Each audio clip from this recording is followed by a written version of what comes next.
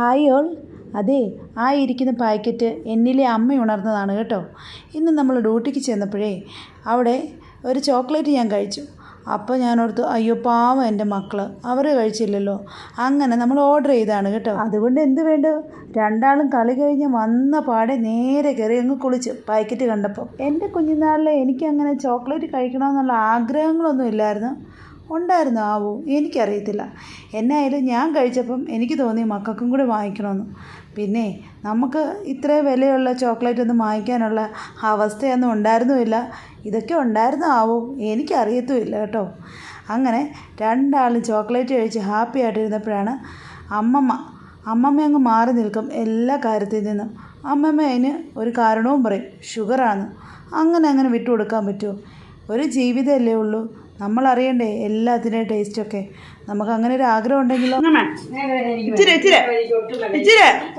അതുകൊണ്ടല്ലേ ഇനി പിന്നെ കഴിക്കാൻ പറ്റത്തില്ല. ഇത്രയും ഫ്രഷ് ചോക്ലേറ്റ് നമ്മൾ മേടിക്കാം.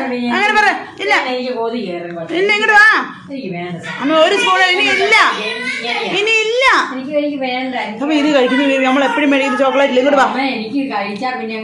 ആക്രാന്തത്തിനുള്ള ഇല്ല, അതിനുള്ള ഇല്ല. ഒരു പീസേ ഉള്ളൂ. വാ ഇങ്ങോട്ട് വന്നേ. ഇങ്ങോട്ട് വാ. ഇല്ലെന്ന് ഇച്ചിരി കഴിച്ചോ. അപ്പം ഇതൊന്നും നമ്മുടെ ജീവിതത്തിൽ കഴിക്കുന്ന ചോക്ലേറ്റ് ഇല്ല. പാട്.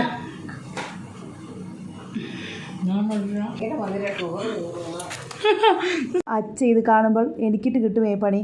പക്ഷെ എന്നാലും ഞാൻ അമ്മയെ നിർബന്ധിക്കും. ഷുഗറാണെന്നും പറഞ്ഞ് അങ്ങ് മാറി നിൽക്കാൻ പറ്റുമോ? അത്രയ്ക്ക് അങ്ങ് നോക്കേണ്ട ആവശ്യമുണ്ടോ? ഒരു ജീവിതമല്ലേ ഉള്ളൂ. നമുക്കിഷ്ടമുള്ളതൊക്കെ കഴിച്ചില്ല പിന്നെ എങ്ങനെയാന്നേ? എനിക്കറിയത്തില്ല. ഷുഗറുള്ളവർ കുറച്ചൊക്കെ ഡയറ്റ് നോക്കണം കേട്ടോ. ഓക്കെ, അപ്പോൾ ബൈ, ടേക്ക് കെയർ.